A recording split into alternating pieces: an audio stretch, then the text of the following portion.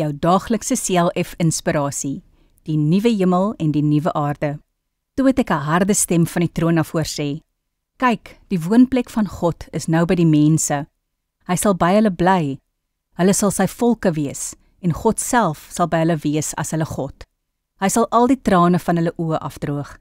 Die dood sal daar nie meer wees nie. Ook leed, smart en pyn sal daar nie meer wees nie. Die dinge van vroeër het verbygegaan. Openbaring 21 vers 3 tot 4. Is hierdie nie wonderlike woorde nie? Wanneer 'n mens hierdie tekste lees, kan jy nie enige iets anders begeer as om in die hemel te kom nie. Wat 'n wonderlike God het ons nie, om nou al vir ons te sê wat ons na die dood gaan ontvang. Dit is net so jammer dat daar duisende mense op aarde is wat dit nooit sal ontvang nie.